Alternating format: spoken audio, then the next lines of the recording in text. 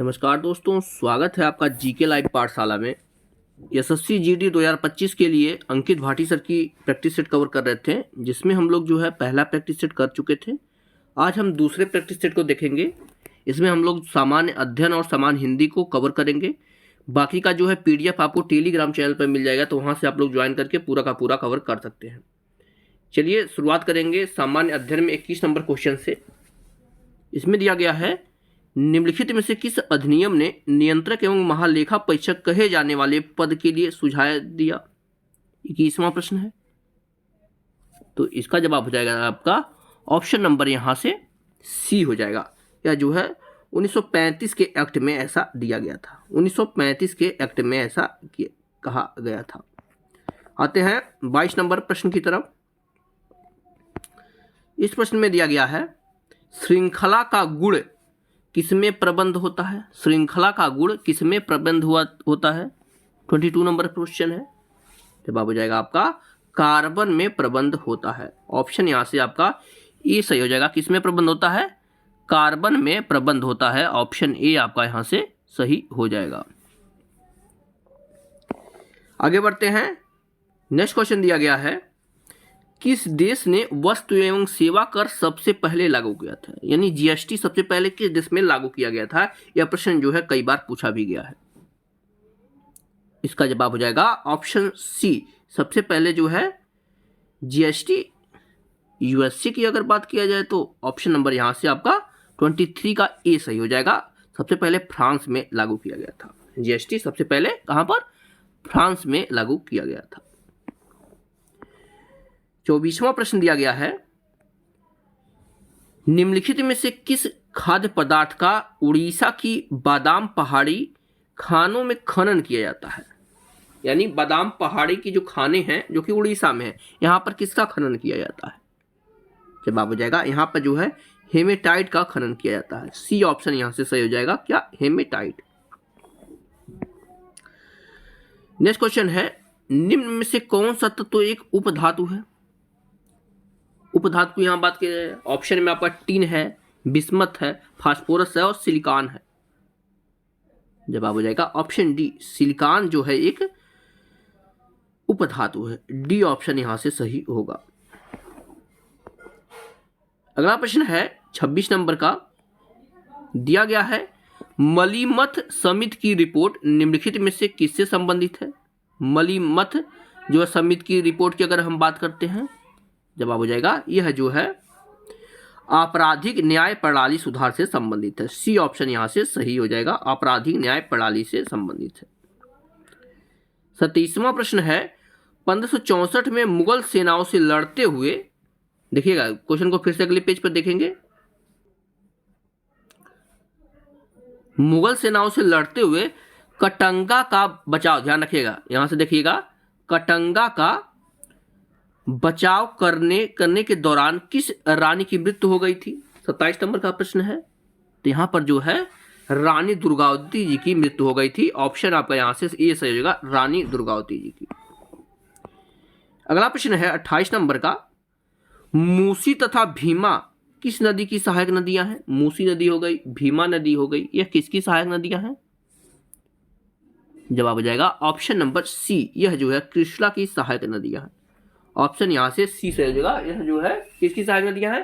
कृष्णा नदी की सहायक नदियां हैं। अगला प्रश्न है 29 नंबर का, जो कि है, पेड़ों की प्रसिद्ध प्रजाति सुंदरी किसमें पाई जाती है? सुंदरी नामक पेड़ कहां पाए जाते हैं? तो आप लोग जानते हैं इसी पेड़ के कारण जो है सुंदरबन डेल्टा नाम पड़ा है। ठीक है ना? तो इसका जवाब यहां से हो जाएगा आपका ऑप्शन नंबर यहां से सी हो जाएगा। यह जो है मैंग्रोव वन में पाए जाते हैं। और जो है मैंग्रोव वन, सुंदरबन जो डेल्टा है वह पूरा जो है मैंग्रोव वन के पौधों से ही बना हुआ है। 30 नंबर क्वेश्चन है, जे थॉमसन को किसकी खोज के लिए भौतिकी में नोबेल पुरस्कार प्राप्त हुआ था? जे थॉमसन को। जवाब हो जाएगा इन्हें जो है इलेक्ट्रॉन की खोज करने के लिए मिला था। ठीक है ना? इलेक्ट्रॉन खोज के लिए, इलेक्ट्रॉनों की खोज के लिए जे थॉमसन को नोबेल प्राइज मिला था। नेक्स्ट क्वेश्चन है आपका, यह सिक्किम के निम्बू समुदाय का पारंपरिक वाद्य यंत्र है। इनमें से कौन सा है जो सिक्किम के निम्बू समुदाय का जो है पारंपरिक वाद्य यंत्र है? जवाब हो जाएगा आपका ऑप्शन सी, छयाप ब्रुंग। ठीक है ना, सी ऑप्शन यहां से सही हो जाएगा, छयाप ब्रुंग।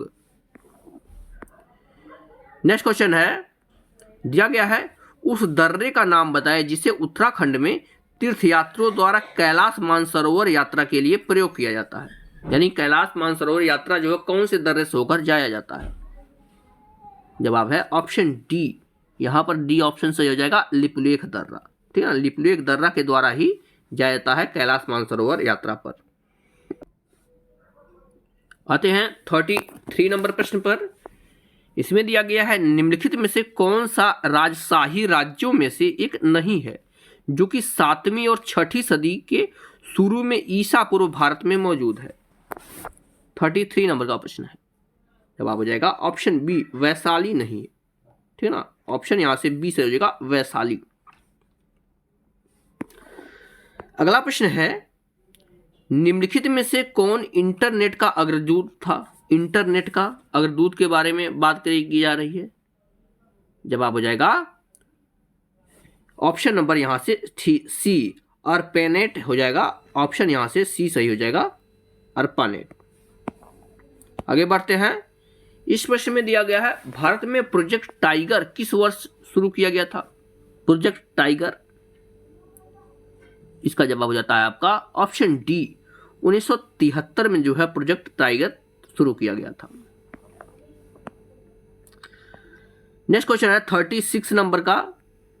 इसमें दिया गया है कौन सी कंपनी भारतीय गैस एक्सचेंज पर घरेलू गैस व्यापार करने वाली भारत की पहली कंपनी बन गई है?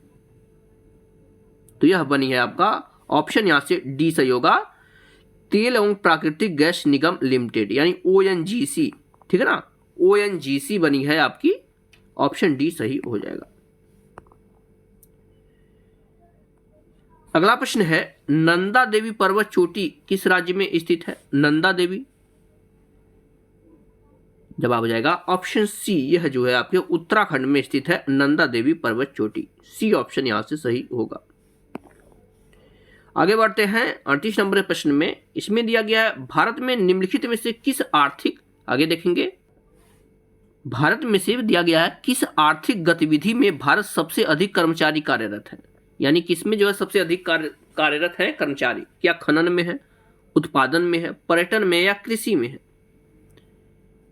जवाब आता है सबसे अधिक जो है कृषि में सम्मिलित है। डी ऑप्शन यहां से एग्रीकल्चर सही हो जाएगा। नेक्स्ट क्वेश्चन है, पुस्तक राजतरंगिणी के लेखक कौन है? पुस्तकों के बारे में बार बार प्रश्न पूछते आए हैं। तो राजतरंगी जो है कल्हड़ के द्वारा लिखी गई है।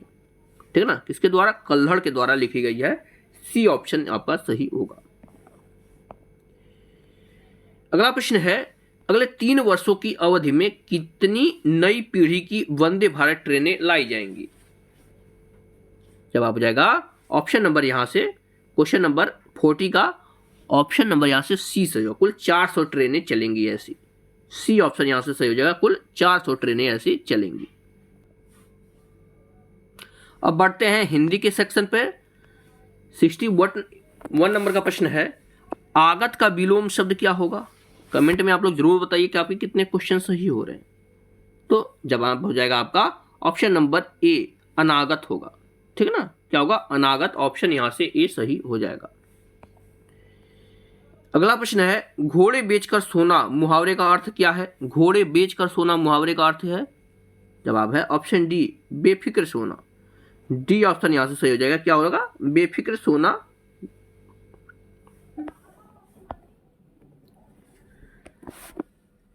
अगला प्रश्न है, दिए गए वाक्यांश के लिए एक शब्द क्या होगा?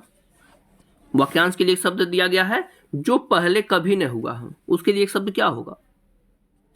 जवाब हो जाता है आपका ऑप्शन ए, अभूतपूर्व होता है। ठीक है ना, अभूतपूर्व होता जो पहले न हो गया। जो सब कुछ जानता है उसे जो है सर्वज्ञ बोलते हैं।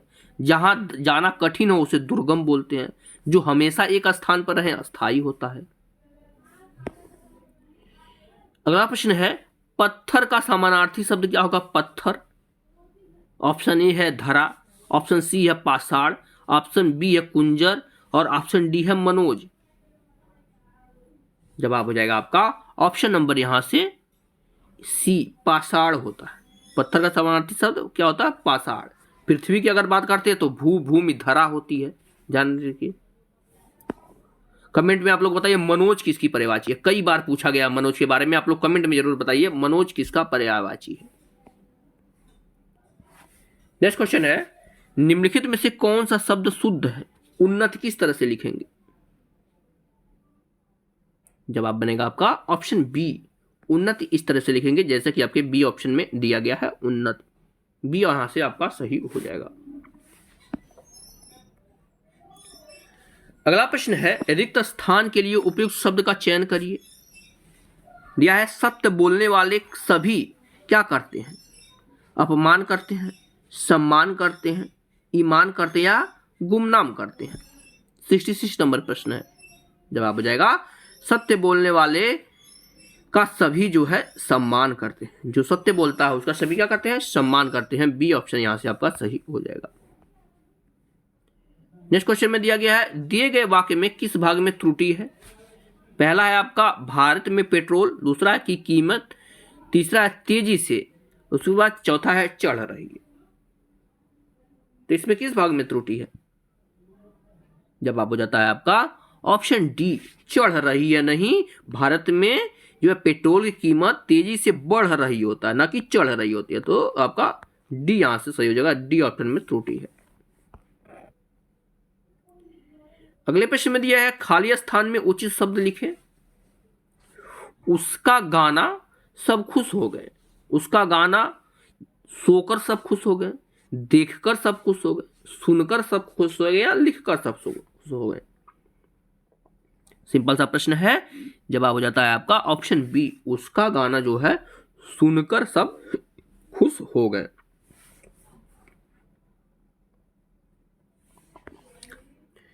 अगला प्रश्न है, निम्न में से वर्तनी की दृष्टि से कौन सा शब्द शुद्ध है? यानी जो है सांसारिक किस तरह से लिखेंगे ऐसा पूछा गया है। जवाब हो जाता है आपका ऑप्शन सी, सांसारिक इस तरह से लिखेंगे जैसे कि आपके ऑप्शन सी में लिखा गया है सांसारिक। आएंगे 70 नंबर प्रश्न की तरफ। इसमें दिया गया है, दिए गए वाक्य में रेखांकित खंड को प्रतिस्थापित करने के लिए सबसे उपयुक्त शब्द का चयन कीजिए। दिया गया है, रोहन पुस्तक ने पढ़कर घर गया। ने की जगह क्या आएगा? रोहन में पुस्तक में पढ़कर घर गया, रोहन पुस्तक को पढ़कर घर गया। जवाब हो जाएगा आपका सिंपल सा दिख ही रहा है आपका ऑप्शन बी, रोहन जो है पुस्तक को पढ़कर घर गया। ने की जगह क्या होगा? को आएगा। अगला प्रश्न है, अक्ल का दुश्मन होना। मुहावरे का क्या अर्थ है? अक्ल का दुश्मन होना। जवाब हो जाएगा आपका ऑप्शन बी, मूर्ख होना। क्या हो जाएगा आपका? मूर्ख होना। नेक्स्ट क्वेश्चन दिया गया है, रिक्त स्थान में उचित शब्द का प्रयोग करें।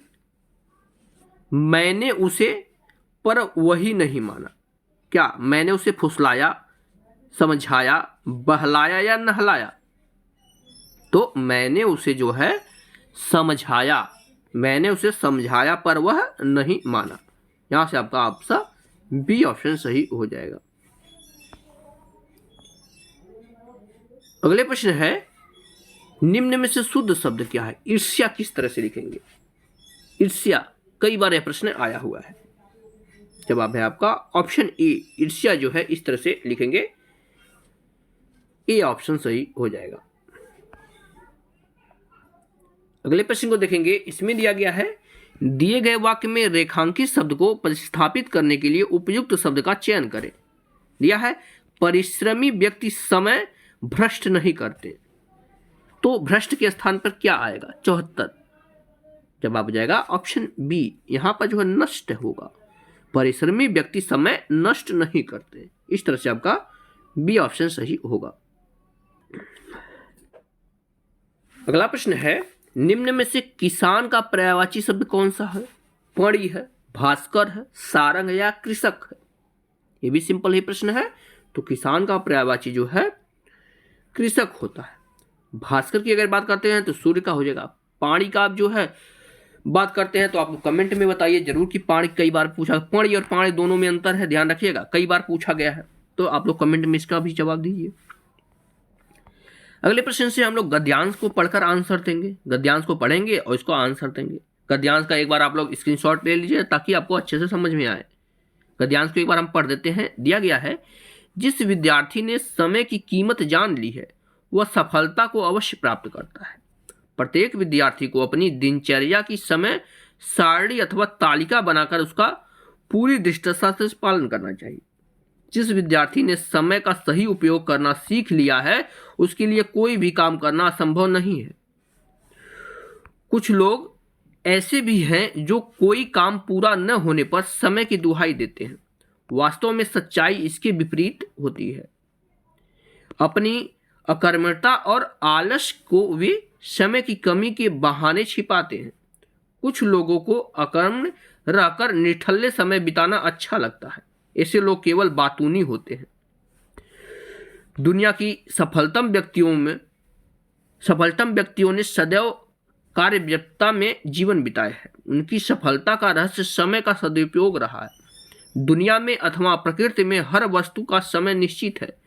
समय बीत जाने के बाद कार्य फलप्रद नहीं होता है। यह है आपका गद्यांश है जो कि समय की जो है उपलब्धता के बारे में बताया गया है। इस पर 76 नंबर का प्रश्न देखिए, दिया गया है, विद्यार्थी को सफलता प्राप्त करने के लिए क्या आवश्यक है। तो जैसा कि गद्यांश में दिया गया है, जवाब हो जाएगा आपका ऑप्शन बी, विद्यार्थी को सफलता पाने के लिए समय की कीमत को समझना चाहिए।